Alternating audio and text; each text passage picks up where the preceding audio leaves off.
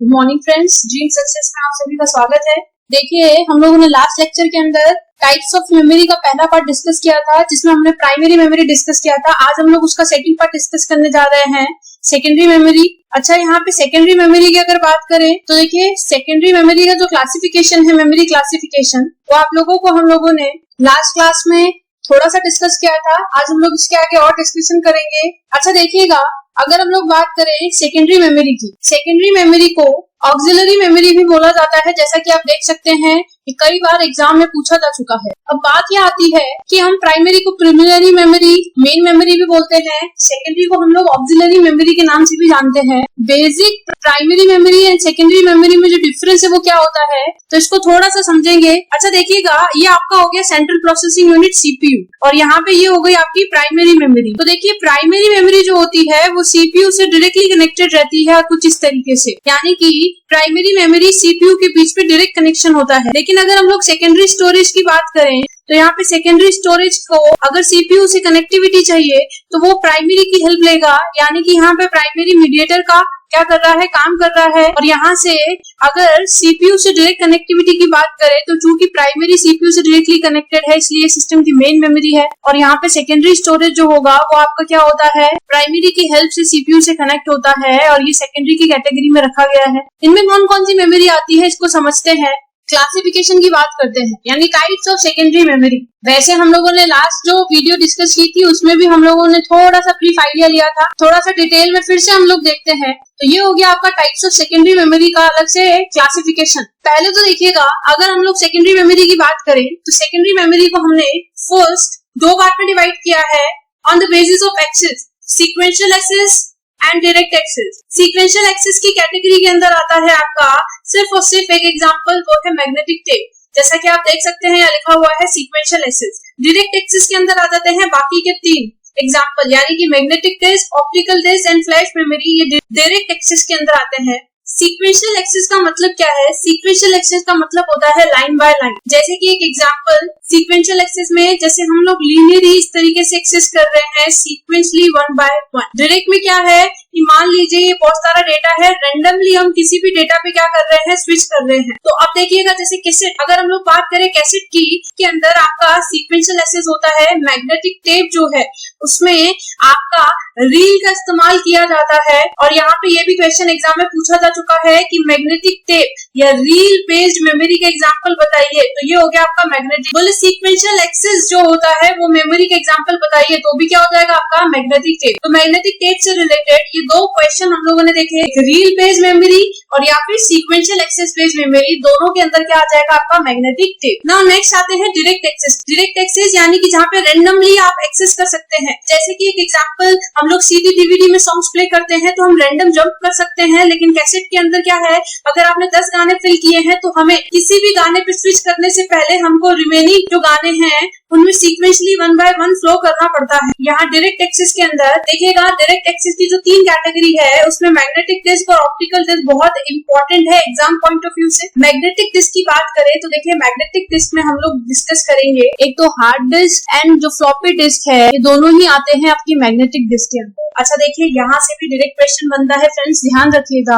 कई बार पूछा जा चुका है फॉलोइंग में से, जैसे आपको दे दिया हार्ड डिस्क ड्राइव, सीडी दे दिया, डीवीडी दे दिया, बीआरडी दे दिया, मान लीजिए 4 ऑप्शंस दे दिए और बोले बताइए फॉलोइंग में से उस मेमोरी का एग्जांपल बताइए जो मैग्नेटिक डिस्क की कैटेगरी में आती है। तो आपको याद होना चाहिए कि हार्ड डिस्क इन 4 ऑप्शंस में से वो होगी जो मैग्नेटिक की कैटेगरी में आएगी। या फिर अगर हम लोग बात करते हैं सीडी की, आपसे पूछ लिया जाएगा ऑप्टिकल डिस्क का एग्जांपल बताइए, या फिर लेजर लाइट का कॉन्सेप्ट जहाँ पे यूज आता है वो मेमोरी का एग्जांपल बताइए, तो ऑप्टिकल रेज ले लीजिए या लेजर लाइट ले लीजिए। सीडी, बीआरडी, डीवीडी, एचवीडी, इन सब के अंदर हम इसी का इस्तेमाल करते हैं। और नाउ सबसे ज्यादा जो हम लोग यूज करते हैं, जैसे कि हमारे फोन में जो मेमोरी कार्ड होता है, जो हमारे सिस्टम के लिए हम लोग पेन ड्राइव का इस्तेमाल करते हैं, वो सब फ्लैश की कैटेगरी में आता है, फ्लैश मेमोरी। तो एकदम नॉर्मल ओवरव्यू तो हमने देखा कि मैग्नेटिक डिस्क के अंदर आपका हार्ड डिस्क और फ्लॉपी डिस्क आएगा, ऑप्टिकल डिस्क के अंदर हमारा सीडी, डीवीडी, बीआरडी और एचवीडी आएगा एंड फ्लैश मेमोरी में हमारा मेमोरी कार्ड और पेन ड्राइव आएंगे। अब इनको डिटेल में डिस्कस करते हैं।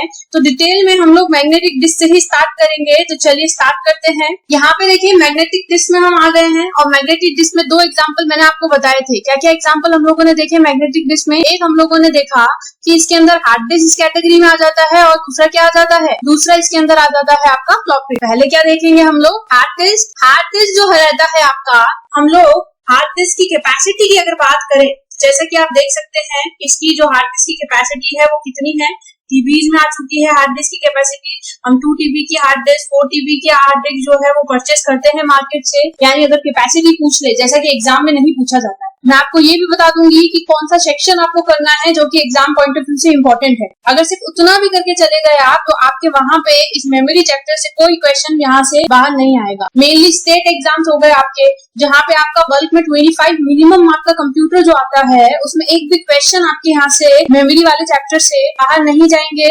अगर आपको जो जो चीजें इंपॉर्टेंट बताई गई है आप सिर्फ उतना भी कवर कर लेते हैं। तो देखिए कैपेसिटी पे क्वेश्चन नहीं आता, बट हमको जनरली पता होना चाहिए कि जो हमारा हार्ड डिस्क ड्राइव है उसकी कैपेसिटी टीबीज में होती है। लेकिन इस पे जो क्वेश्चन आता है वो है आपका फिजिकल स्ट्रक्चर, यानी हार्ड डिस्क में फिजिकल स्ट्रक्चर पे जरूर क्वेश्चन पूछे जाते हैं और ये इंपॉर्टेंट भी। क्या पूछा जाता है उसके लिए पहले मैं आपको बता देती हूँ कि यहाँ पे देखिएगा आपका जो फिजिकल स्ट्रक्चर है हार्ड डिस्क का, उसमें सबसे पहले तो आपको ये पता होना चाहिए कि कुछ इस तरीके से सर्कुलर डिस्क होती है। ये जो सर्कुलर डिस्क आप देख रहे हैं ना, ये सीरीज में लगी होती है, ठीक है। इनका अरेंजमेंट इस तरीके से सीरीज में रहता है और ये जो है इन्हें प्लैटर्स बोला जाता है। जैसा कि लिखा हुआ आप देख सकते हैं, hard disk drive is made of series of circular disk called platters, ठीक है। जैसे प्लेट आपकी गोल होती है वैसे ही डिस्क जो सर्कुलर होती है इसको प्लैटर्स बोला जा रहा है, इस पूरे अरेंजमेंट को, सिंगल डिस्क को नहीं। दूसरा क्या बोला जा रहा है, arrange one over the other almost half inch apart around spindle. देखिए ये जो डिस्क होती है जो सीरियली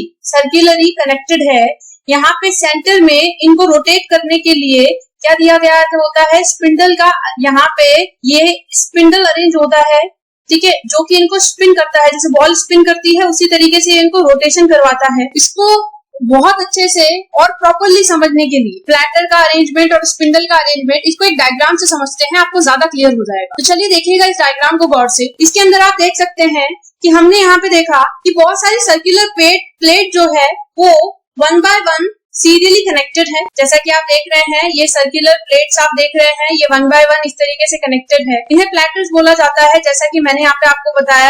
ये क्या हो गया आपका प्लैटर्स। अब ये 1 by 1 हाफ इंच के डिस्टेंस पे इस तरीके से कनेक्टेड होती है सीरियली। और यहाँ पे देखिए सेंटर में आप देख रहे हैं कुछ पाइप सा बना हुआ होता है जो इनके मूवमेंट कराने में हेल्प करता है। इसको हम क्या बोलते हैं, स्पिंडल बोलते हैं। ये दोनों ही हमने बोर्ड थोड़ी देर पहले आगे डिस्कस किए हैं। इसके साथ में कुछ एक्स्ट्रा और भी आप इस डायग्राम के अंदर एलिमेंट्स देख रहे होंगे, उनको भी हम डिस्कस करते हैं। अच्छा देखिएगा, ये आपने प्लेट्स देख ली, जैसे कि यहाँ पे हमने देखा कि ये प्लेट्स कुछ इस तरीके से सीरियली अरेंज्ड है 1 by 1 सीक्वेंस में, और ये जो है सेंटर पे स्पिंडल है। अच्छा यहाँ पे देखिएगा ये इस तरीके का आपने डायग्राम में देखा होगा, कुछ इस तरीके का शेप फॉर्म हो रहा है, लाइक अ सिलिंड्रिकल शेप। कुछ इस तरीके का होता है सिलेंडर, जिसको हम बेलनाकार बोलते हैं। तो यहाँ पे ये जो आप देख रहे हैं ना शेप, ये डैश करके एरो में, ये क्या कहला रहा है, सिलेंडर। अच्छा आप देखिएगा जब भी हमारी डिस्क मूव करती है तो ऊपर एक पिन जैसा स्ट्रक्चर होता है जिसे रीड राइट हेड बोला जाता है। ये जो है आर्म असेंबली, इसमें ये रीड राइट हेड होते हैं जो कि यहाँ पे प्लेटर में जो ट्रैक्स होते हैं उनको रीड करते हैं। तो हो गया आपका रीड राइट हेड। तो आपको बेसिकली 4 चीजें यहाँ पे बताई गई। क्या क्या बताया कि ये जो सर्कुलर अरेंजमेंट है, ये प्लैटर्स, सेंटर वाला एक्सिस पार्ट जो इसको मूवमेंट करवाता है वो क्या हो जाएगा, स्पिंडल। और इस तरीके का ये जो पूरा यानी कि रीड राइट हेड को छोड़ दिया जाए तो बाकी का बचा हुआ ये जो इतना पोर्शन है ये क्या कहलाता है, सिलेंडर। और ऊपर के डेटा को रीड और उसमें डेटा को राइट करने के लिए, यानी कि डिस्क में अगर कोई डेटा कॉपी करना है या उसमें से डेटा को रीड करना है तो एक पिन होती है जिसको बोला जाता है रीड राइट हेड। ये कुछ पॉइंट हमने देखा। अब आप देख रहे हैं ये जो प्लैटर है ना, इस प्लैटर को भी फर्दर हम लोग समझते हैं किस तरीके से इसका अरेंजमेंट रहता है। तो देखिएगा प्लैटर को समझने के लिए हमने क्या किया है, एक सिंपली ये डायग्राम के अंदर आपने देखा हमने सिंगल एक प्लेट ली। आपने देखा होगा 90s की मूवीज में ग्रामोफोन, बड़ी सी डिस्क होती है, उसके ऊपर एक पिन रख दी जाती है। जैसे ही वो पिन रखी जाएगी, ठीक है, तो वहां से वो गाना स्टार्ट हो जाता है, जैसे ही आप पिन वहां से रिमूव करेंगे गाना क्या है, सॉन्ग क्या हो जाएगा, स्टॉप हो जाएगा। तो आप देख रहे हैं बहुत सारे इस डायग्राम में बहुत सारी इस तरीके से सर्कुलर रिंग्स बनी होती है। इन रिंग्स को क्या बोला जाता है, ये भी पेपर में पूछा जाता है, तो ध्यान रखिएगा, इन सर्कुलर रिंग्स को बोला जाता है ट्रैक। क्या होता है, ट्रैक। यानी कि ये रेड कलर का ये जो पूरा रिंग है इस तरीके से आप देखते हैं, ये क्या हो जाएगा, ट्रैक हो जाएगा। अच्छा आप देखिए, ट्रैक्स को फर्दर डिवाइड किया गया है, जैसे पिज्जा के पीसेस कर दिए जाते हैं, उसी तरीके से हमने ट्रैक के भी पीसेस कर दिए हैं। ये इतना सा इंडिविजुअल सेक्शन आप देख सकते हैं, डार्क हाईलाइटेड ब्लू कर रखा है, इसे बोला जाता है सेक्टर। क्या बोला जाता है, सेक्टर। अच्छा यहाँ पे और चीजें आपको बता देते हैं कि कुछ 2 या 2 से ज्यादा, यानी कि मैंने मान लीजिए इन 3 सेक्टर्स को कंबाइन कर दिया, ये 1, 2 and 3, ये 3 सेक्टर्स का जो कॉम्बिनेशन है उसे क्या बोला जाता है, क्लस्टर। तो हमने क्या देखा कि सर्कुलर रिंग को क्या बोला जाता है, ट्रैक। ठीक है, तो यहाँ पे सबसे पहला पॉइंट आया track. Each platter is broken into thousands of tightly packed concentric circles known as track. आपने देखा प्लेटर्स के अंदर बहुत सारे छोटे छोटे सर्कल बने हुए हैं जिन्हें ट्रैक नाम दिया गया है। इसके बाद नेक्स्ट पे आते हैं sector. Each sector is further broken down into smaller unit called sector. यानी ट्रैक्स को फर्दर डिवाइड अगर हम करते हैं, क्या मिलेगा आपको, जो इंडिविजुअल पार्ट है वो क्या कहलाता है, सेक्टर कहलाता है। इसके बाद नेक्स्ट पे आते हैं, तो नेक्स्ट क्या हो जाएगा, sectors are often group together to form a cluster. यानी मैंने आपको सिंपल लैंग्वेज में बताया, तो इसका जो ग्रुप होता है उसके कॉम्बिनेशन को क्या बोला जाता है, क्लस्टर बोला जाता है। तो हमने देखा ये पूरी प्लेटर जो थी इसको हमने बहुत सारे पार्ट में डिवाइड किया, और ये जो है आप देख रहे हैं इसे बोला जाएगा रीड राइट हेड। अब यहाँ पे 3 चीजें जो है वो एग्जाम में कई बार पूछ ली जाती है, तो पहले मैं आपको थोड़ा सा रफली आइडिया देती हूँ। अब देखिए, मान लीजिए हमारा हेड जो है वो अभी इस पॉइंट पे है और जो हमारा डेटा है वो इस रेड वाले पॉइंट पे है, ये रेड वाले ट्रैक पे है। तो जो हमारा ट्रैक जो है, यानी कि जो रीड राइट हेड है वो हमने यहाँ रखा है। अब रोटेशन के बाद में ये स्टेप बाय स्टेप 1 बाय 1 जब इस ट्रैक पे आ जाएगा जिस ट्रैक पे डेटा है, तो ये जो समय लगा यहाँ से यहाँ तक आने में, इसे बोला जाता है सीक टाइम। क्या बोला जाता है, सीक टाइम। दूसरा जो आपसे पूछा जाता है, अब सपोज मान लीजिए अभी आप इस सेक्टर पे है, ये देख रहे हैं आप इस वाले सेक्टर पे है, इस सेक्टर से आपको इस सेक्टर पे जाना है जो ये ब्लू हाईलाइटेड सेक्टर है। तो यहाँ पे ये जो पूरा रोटेशन होगा, ये जो पूरा टाइम यहाँ से एक सेक्टर से दूसरे सेक्टर में जाने में ये जो पूरा टाइम लगेगा इस दौरान, ये क्या कहलाता है, लेटेंसी टाइम। इसे क्या बोला जाता है, लेटेंसी टाइम। और total seek plus latency time जो कहलाता है वो कहलाता है डिस्क एक्सेस टाइम। यानी डिस्क को एक्सेस करने में हमें कितना टोटल समय लगा, इसको समझते हैं। तो यहाँ देखिएगा, पहले मैंने आपको बताया seek time is defined as the time required by the read write head to move from one track to another. यानी एक ट्रैक से दूसरे ट्रैक में जाने में जो समय लगता है उसे क्या बोला जाता है, उसे बोला जाता है आपका सीक टाइम। जैसे आपको बताया कि ये बहुत सारे ऐसे ऐसे ट्रैक्स हैं, एक ट्रैक से दूसरे ट्रैक में आने में जो समय लगता है वो सीक टाइम। सेकंड आते हैं रोटेशनल लेटेंसी टाइम। आपको मैंने बताया क्या कि एक सेक्टर से टारगेटेड सेक्टर, यानी कि time required by the read write head to rotate requested sector from the current position is called rotational latency. यानी कि मान लीजिए ये बहुत सारे सेक्टर्स हैं और आपका रीड राइट जो हेड है वो यहाँ पे है, तो इस सेक्टर से इस टारगेटेड सेक्टर तक आना ये क्या कहलाएगा, latency. Total seek time plus latency time, ये जो टोटल है इसे क्या बोला जाता है, इस टोटल को बोला जाएगा आपका एक्सेस टाइम, डिस्क एक्सेस। अब चलिए देखिएगा, आपके मैग्नेटिक डिस्क के अंदर हार्ड डिस्क हम लोगों ने देख लिया। हार्ड डिस्क के अंदर मैंने आपको बताया कि जो आपके एग्जाम में पूछा जाता है वो है physical structure of hard disk. अब यहाँ पे जैसे वहां पे इंपॉर्टेंट था फिजिकल स्ट्रक्चर, तो फ्लॉपी डिस्क की बात करते हैं। फ्लॉपी डिस्क के अंदर जो पूछा जाता है वो फिजिकल स्ट्रक्चर इंपॉर्टेंट नहीं है, लेकिन फिर भी देखिए ये बहुत ही थिन फ्लॉपी डिस्क क्या होती है, कुछ इस तरीके का थिन स्ट्रक्चर होता है। हम लोग इसको अभी यूज में नहीं ले रहे हैं क्योंकि इसका जो कैपेसिटी है वो बहुत कम होता है, इसकी कैपेसिटी मैक्सिमम एमबीज में हमने देखा है। तो यहाँ पे पूछा क्या जाता है फिर, तो आपको यहाँ पे पूछा जाएगा साइज के अकॉर्डिंग इसकी कैपेसिटी, और जो इम्पोर्टेंट है वो है सबसे ज्यादा 3.5 इंच की फ्लॉपी डिस्क की कैपेसिटी। देखिएगा, floppy disk is also known as a floppy diskette और simply disk is a type of a disk storage composed of a disk of thin and flexible magnetic storage medium। मैंने आपको बताया बहुत thin होता है, इसके अलग अलग नाम आपको दिए गए हैं, ये एग्जाम में ये नहीं पूछी जाएंगे आपसे। पूछा जाता है वो है साइज के अकॉर्डिंग कैपेसिटी। तो हमने देखा कि फ्लॉपी डिस्क मेनली मार्केट में 3 तरीके की साइजेस में जो अवेलेबल है, उसमें हमने देखा 8 इंच, ये इनके डायामीटर का साइज होता है। जो आपका सर्कुलर डिस्क होता है उसके डायामीटर के साइज में 3 पार्ट में इसको डिवाइड किया, 5 1/4 इंच एंड 3.5 इंच। याद रखने के लिए सिंपल सा कॉन्सेप्ट है, 8 इंच आपको याद ही रहेगा।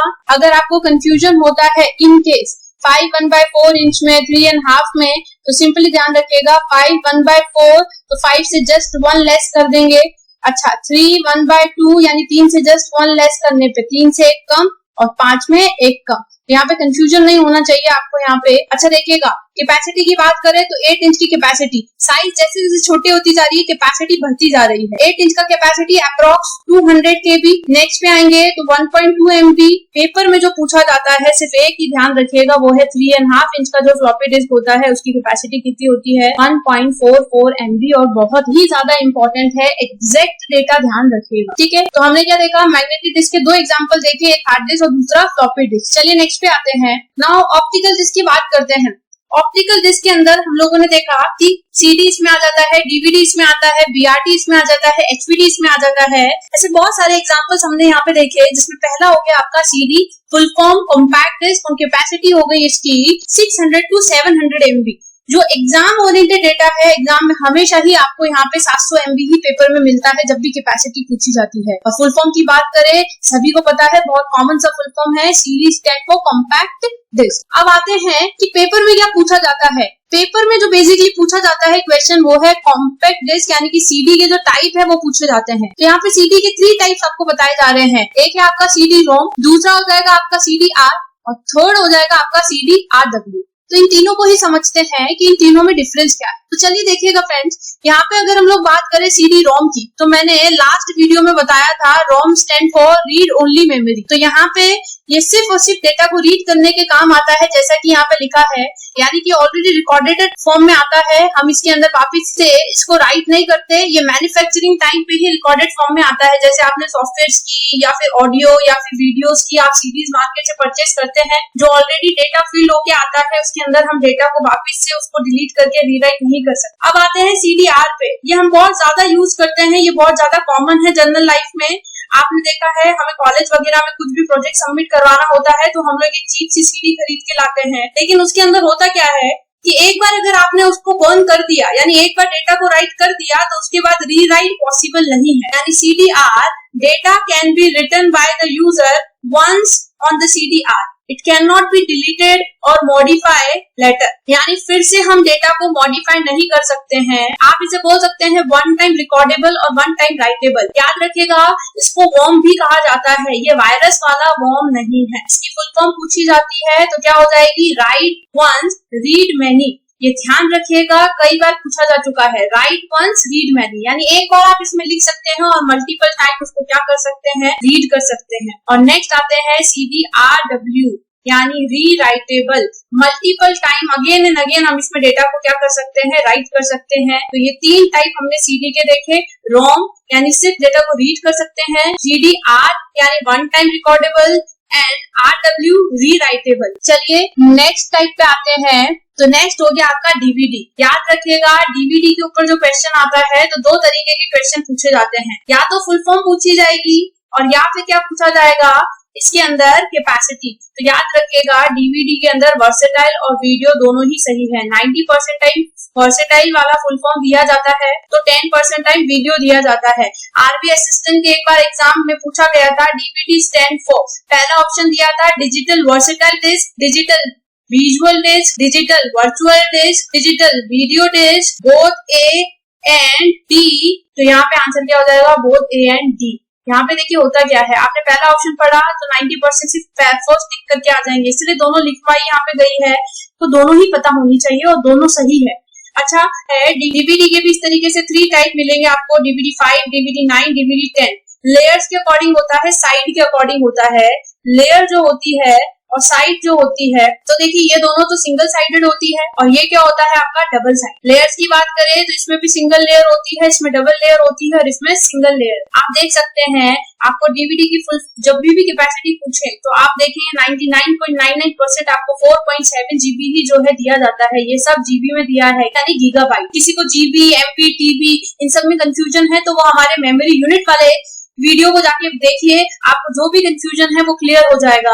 तो यहाँ पे याद रखिएगा 4.7 से जस्ट डबल यहाँ पे क्या हो जाएगा आपका 9.4 क्योंकि यहाँ पे ये डबल साइडेड है और ये क्या है, सिंगल साइडेड है। तो इस तरीके से आपको ये सारा नहीं, तो बस इतना ध्यान रखना है कि 4.7 GB जब भी पूछे कैपेसिटी तो आपको ये एग्जाम पॉइंट ऑफ व्यू से टिक करके आना है। नेक्स्ट पे आइए, तो नेक्स्ट में हमारा क्या आ जाएगा, BRD यानी कि ब्लू रे डिस्क। अच्छा देखिएगा, एक चीज और भी आपको समझानी है। क्या चीज, यहाँ पे हमने देखा कि जो आपका ऑप्टिकल डिस्क है, ऑप्टिकल डिस्क के अंदर एक चीज समझिएगा, ऑप्टिकल डिस्क यहाँ पे जो है लेजर टेक्निक का इस्तेमाल किया जाता है। तो लेजर टेक्निक का जो आप इस्तेमाल करते हैं, यहाँ पे ये भी ध्यान रखिएगा कि जो आपका ऑप्टिकल डिस्क है it's based on laser light या इंफ्रारेड लाइट। कई बार डायरेक्ट क्वेश्चन पूछा जा चुका है। तो फिर आपको ये समझ में आना चाहिए कि CD भी ऑप्टिकल डिस्क में आता है, DVD भी ऑप्टिकल डिस्क में आता है, लेकिन यहाँ पे इनकी जो कैपेसिटी है वो इतना ज्यादा वेरी कैसे कर रही है। तो थोड़ा सा आइडिया दे देती हूँ मैं आपको पता होगा कि कुछ 7 कलर्स की अगर बात करें हम लोग, विबग्योर सभी ने पढ़ा होगा कि यदि किसी भी प्रिज्म पे कोई भी सिंपल लाइट जब आती है तो 7 डिफरेंट कलर में डिस्ट्रीब्यूट हो जाती है विबग्योर, जहाँ पे violet, indigo, blue, green, yellow, orange और रेड। यहाँ पे अगर आप वॉयलेट से रेड की तरफ जाते हैं तो आपने देखा होगा रेड की इंटेंसिटी बहुत ज्यादा होती है, यानी कि इसकी जो वेवलेंथ होती है अगर हम बात करें तो ये बहुत ज्यादा है। जिस भी कलर की वेवलेंथ बहुत ज्यादा होगी और यहाँ पे आप वो कलर जिसकी वेवलेंथ बहुत ज्यादा है अगर आप उस कलर का इस्तेमाल करेंगे लेजर लाइट में तो जो कैपेसिटी हो जाएगी वो क्या हो जाएगी, डाउन। तो जो आपका CD होता है उसमें आप रेड लेजर लाइट का इस्तेमाल करते हैं जिसकी वेवलेंथ बहुत ज्यादा होने की वजह से इसकी कैपेसिटी बहुत कम होती है। अगर हम बात करते हैं DVD की, तो याद रखिएगा यहाँ पे भी रेड लेजर लाइट का ही क्या किया जाता है, इस्तेमाल किया जाता है। यहाँ पे भी हम क्या करते हैं, ये भी आपका क्या होता है, लेजर लाइट पे ही बेस्ड है और वो भी रेड लेजर लाइट पे बेस्ड है, इसलिए इसकी भी कैपेसिटी काफी कम होती है। लेकिन यहीं पे अगर मैं बात करूं BRD की, ब्लू रे डिस्क, तो ये जो होता है ब्लू रे डिस्क, ये ब्लू लेजर लाइट पे बेस्ड होता है। अभी आपको बताया था विबग्योर के अकॉर्डिंग जैसे जैसे आप वॉयलेट से रेड की तरफ मूव कर रहे हैं वेवलेंथ क्या हो रही है, बढ़ रही है, तो कैपेसिटी क्या होगी, घटेगी, यानी वेवलेंथ कैपेसिटी का इनवर्सली प्रोपोर्शनल है। तो रेड से के कंपैरेटिवली ब्लू का जो वेवलेंथ है वो बहुत ज्यादा कम है, तो कैपेसिटी क्या होती है, बहुत ज्यादा हाई। इसका जो क्वेश्चन पूछा जाता है वो ये सिर्फ इतना है, ध्यान रखिएगा जो आपका ब्लू रे डिस्क होता है uses shorter wavelength as compare to CD and DVD। कैसे शॉर्टर वेवलेंथ है वो मैंने आपको समझाया है, इतना डिटेल आपसे कोई नहीं पूछता, बट आपको ध्यान रखना है कि अगर ब्लू रे डिस्क की बात करें तो ये भी ऑप्टिकल की कैटेगरी में आता है, लेकिन इसकी कैपेसिटी इतनी ज्यादा होती है, इसकी रेंज 25 से 50 GB पूछी जा सकती है। सिंगल लेयर है तो 25 GB, डबल लेयर है तो 50 GB। रीजन क्योंकि हम इसमें क्या करते हैं, शॉर्टर वेवलेंथ यूज लेते हैं। नेक्स्ट पे आते हैं, ये हो गया आपका HPD। इसकी एसएस कोई फुल फॉर्म आप पेपर में नहीं आई है, बट आपको ध्यान रखना है कि इसमें हम लोग कोलिनियर होलोग्राफी का इस्तेमाल करते हैं और जिसकी वजह से यहाँ पे हम ग्रीन और जो रेड लेजर बीम होती है उन दोनों को कंबाइन करके एक सिंगल बीम में कन्वर्ट करते हैं। इसकी फुल फॉर्म होती है होलोग्राफिक वर्सेटाइल डिस्क। पेपर में इंपॉर्टेंट है बिकॉज ज्यादा नहीं पूछा जाता तो पूछे जाने के चांसेस है। इसकी कैपेसिटीज भी TB में होती है, लाइक 4 TB, 6 TB। अब लास्ट जो आपका रहेगा, मैंने आपको बताया था कि आपका मैग्नेटिक डिस्क भी हो गया। उसके बाद हमने क्या देखा, ऑप्टिकल डिस्क देखा, फ्लैश मेमोरी। फ्लैश मेमोरी की अगर बात करें तो ये इलेक्ट्रॉनिक क्या होती है, कॉन्सेप्ट पे बेस्ड होती है। इसके अंदर भी हमारा इलेक्ट्रॉनिकली डेटा इरेज होता है, लाइक सेम एज EEPROM। आपको बताया गया था लास्ट वीडियो में प्राइमरी में, electrically erasable programmable read only memory, दोनों सेम ही कॉन्सेप्ट पे चलते हैं, इसलिए इसे भी फ्लैश रोम बोला जाता है। और यहाँ पे इलेक्ट्रिकली इरेज होता है डेटा, आप देख सकते हैं इसका एग्जांपल जैसे पेन ड्राइव, मेमोरी कार्ड, हमने क्लिक किया और डेटा इरेज इलेक्ट्रिकली, इसलिए आप इसको फ्लैश मेमोरी बोलते हैं। तो देखिए इस तरीके से हम लोगों ने सेकेंडरी मेमोरी के अंदर मैग्नेटिक डिस्क, ऑप्टिकल डिस्क और फ्लैश मेमोरी को डिस्कस किया। और ये जो तीनों ही थी वो डायरेक्ट एक्सेस के अंदर आती है। सीक्वेंशियल एक्सेस की बात करें तो मैग्नेटिक टेप इसमें आएगा जहाँ पे रील का कॉन्सेप्ट यूज में लिया जाता है। तो ये हमने ओवरव्यू भी देख लिया इसका पूरा। तो फ्रेंड्स आपको होप सो समझ में आया होगा। अगर कोई भी डाउट है तो आप कमेंट करके बता दीजिएगा। आपको ये वीडियो पसंद आई है तो आप प्लीज इसे शेयर करिए, लाइक करिए। चलिए, थैंक यू।